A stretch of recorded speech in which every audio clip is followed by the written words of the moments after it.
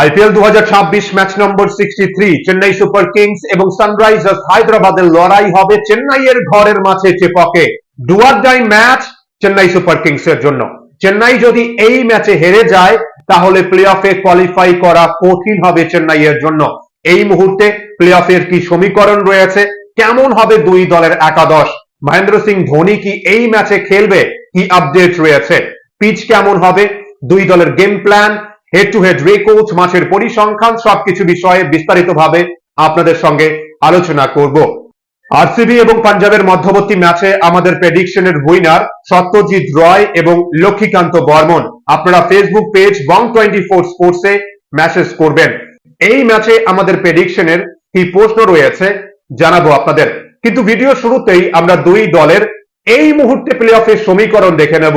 প্রথম দল হিসেবে ডিফেন্ডিং চ্যাম্পিয়ন আরসিবি প্লে অফে জায়গা সুনিশ্চিত করেছে এবং এই মুহূর্তে সানরাইজার্স হায়দ্রাবাদ কিন্তু লিগ টেবিলের টপ 4 এ রয়েছে, 12 ম্যাচে 14 পয়েন্ট।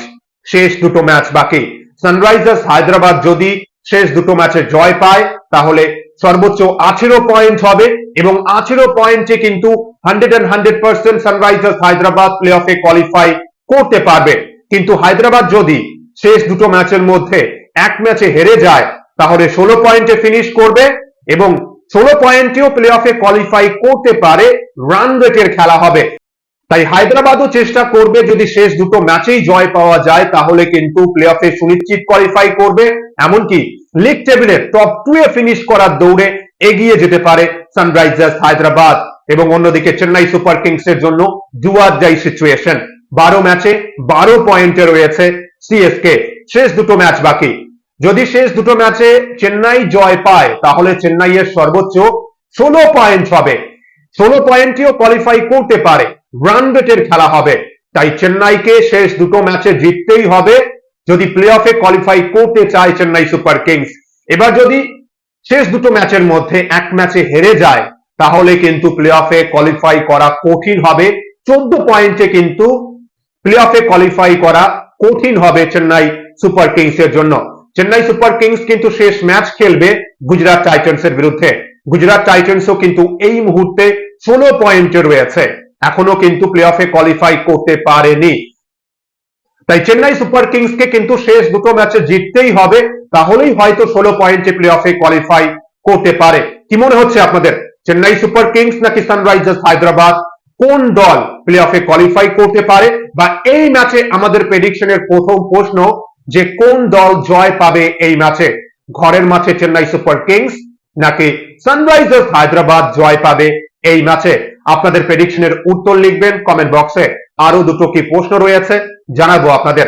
এবার যদি আমরা পিচ নিয়ে আলোচনা করি, চেন্নাইয়ের ঘরের মাঠে চেপকে ম্যাচ হবে। 2026 আইপিএল এ এই মাঠে আমরা 6 ম্যাচ হতে দেখেছি। সিজনের শুরুতে প্রথম 2-3 ম্যাচে কিন্তু সহজেই 190 প্লাস বা 200 অধিক রান হয়েছে। এমনকি মিড সিজনে আমরা দুটো লো স্কোরিং ম্যাচ হতে দেখেছি, বোলাররা কিন্তু উইকেটে সাহায্য পেয়েছে।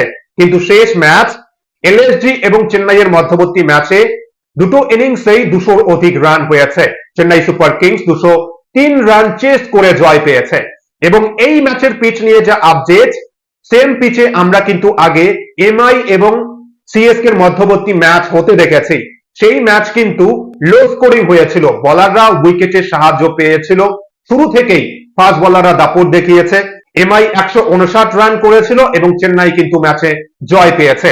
মহা গুরুত্বপূর্ণ হবে এই ম্যাচে যে বোলাররা যদি শুরুতেই একটু সাহায্য পায়, প্রথম 2-4 ওভার কিন্তু একটু সাবধানে যদি খেলতে পারে, পাওয়ার প্লেতে যদি বিনা উইকেটে বড় পার্টনারশিপ হয়, 60-70-80 রানের পার্টনারশিপ গড়তে পারে এই ম্যাচে সানরাইজার্স হায়দ্রাবাদ।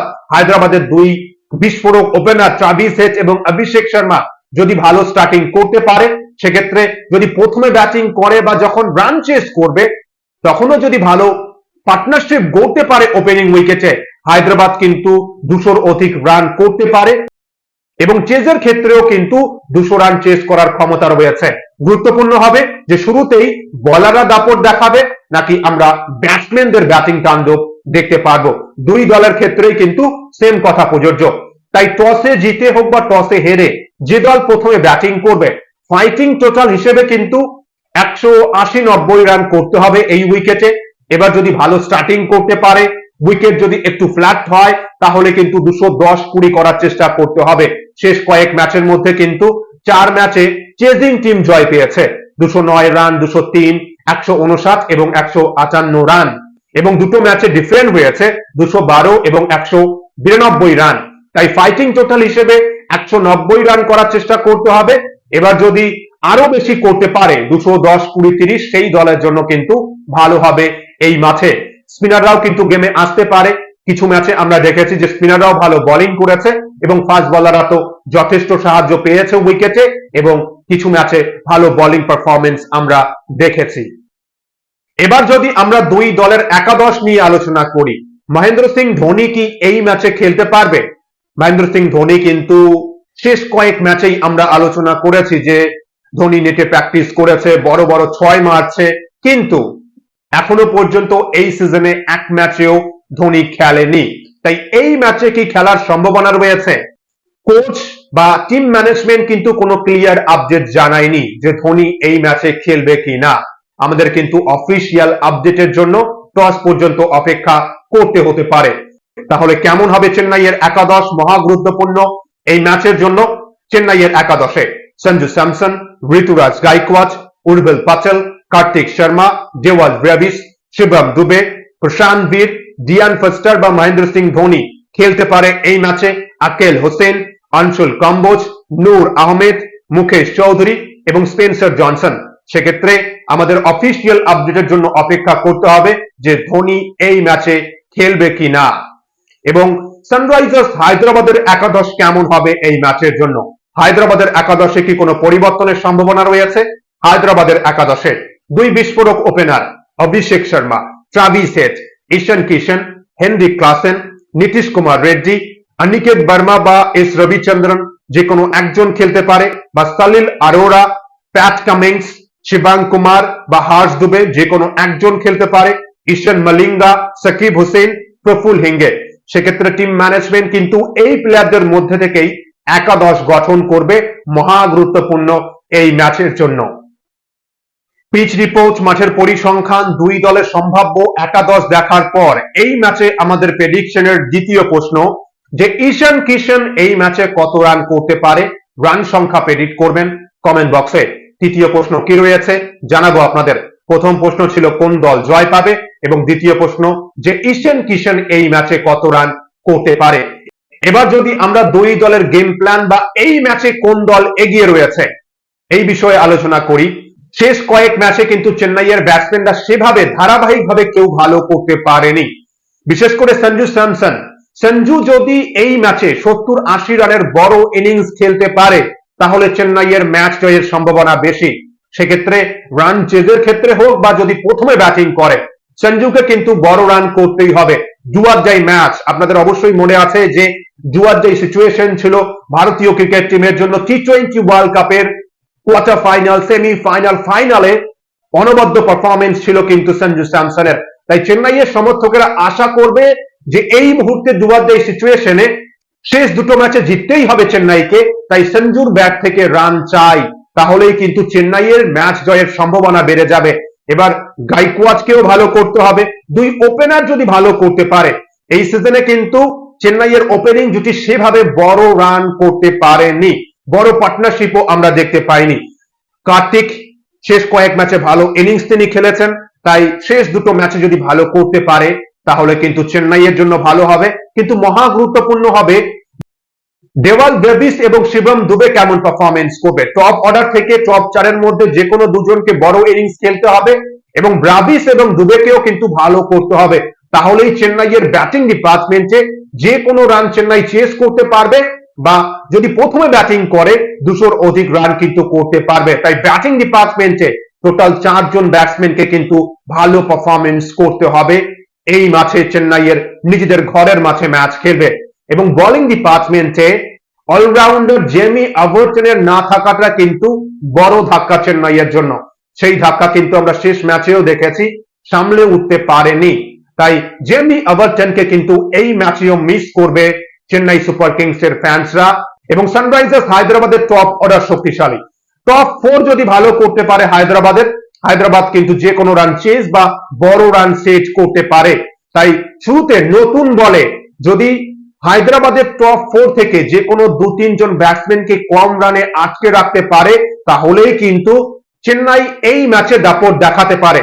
গুজরাট টাইটান্সের বিরুদ্ধে কিন্তু শেষ ম্যাচে মাত্র 86 রানে অল আউট হয়েছিল সানরাইজার্স হায়দ্রাবাদ। দুই ওপেনার যদি বড় পার্টনারশিপ গড়ে তাহলে হায়দ্রাবাদ 70% ম্যাচে জয় পায়। তাই যেভাবেই হোক দুই ওপেনারকে কম রানে আটকে রাখতে হবে। কিন্তু যদি দুই ওপেনার একবার ক্লিক করে, পাওয়ার প্লেতে যদি 70-80 রানের ওপেনিং পার্টনারশিপ হয়ে যায়, তাহলে কিন্তু ম্যাচে কামব্যাক করা কঠিন হতে পারে। কিন্তু Sunrisers Hyderabad high risk cricket খেলে, ম্যাচে কিন্তু সুযোগ দেবে। ক্যাচের সুযোগ কাজে লাগাতে হবে, রান আউটের সুযোগ কাজে লাগাতে হবে, তাহলেই কিন্তু এই ম্যাচে হাড্ডাহাড্ডি ফাইট হতে পারে। তাই মহা গুরুত্বপূর্ণ হবে যে এই ম্যাচে সঞ্জু কেমন পারফরমেন্স করবে, দেওয়ান ব্রেভিস এবং শুভেন্দুদের ব্যাটিং পারফরমেন্স গুরুত্বপূর্ণ হবে। এবং যদি হায়দ্রাবাদের টপ অর্ডার ভালো করতে পারে, তাহলে কিন্তু হায়দ্রাবাদ আমরা জানি যে কি করতে পারে। আপনাদের কি মনে হচ্ছে, চেন্নাই সুপার কিংস নাকি সানরাইজার্স হায়দ্রাবাদ, কোন দল এই ম্যাচে জয় পাবে? আমরা কি হায়দ্রাবাদের ব্যাটসম্যানদের ব্যাটিং তাণ্ডব দেখতে পারবো, নাকি চেন্নাইয়ের বোলাররা এই ম্যাচে দাপট দেখাবে এবং সঞ্জু স্যামসন এই ম্যাচে বড় রান করবে? আপনাদের মতামত শেয়ার করবেন কমেন্ট বক্সে। এবং এই ম্যাচে আমাদের প্রেডিকশনের তৃতীয় প্রশ্ন, যে সঞ্জু স্যামসন এই ম্যাচে কত রান করতে পারে, রান সংখ্যা প্রেডিক্ট করবেন কমেন্ট বক্সে।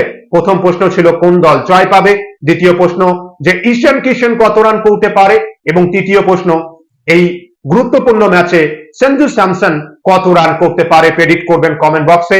যাদের প্রেডিকশনের উত্তর সঠিক হবে তাদের মধ্যে থেকে লাকি দুজন পাবে নিজের পছন্দের আইপিএল দলের জার্সি। এবং ভিডিওটি ভালো লাগলে অবশ্যই লাইক করবেন, এবং লাইক করার পর ভিডিওকে হাইপ করে দেবেন, এবং আপনাদের ম্যাচ নিয়ে মতামত এবং প্রেডিকশনের উত্তর শেয়ার করবেন, এবং নিজের বুদ্ধিতে কাজে লাগিয়ে কিন্তু খেলবেন। সবকিছু বিষয়ে আপনাদের সঙ্গে আলোচনা করেছি। সবাই ভালো থাকবেন, সুস্থ থাকবেন। অসংখ্য অসংখ্য ধন্যবাদ সকলকেই।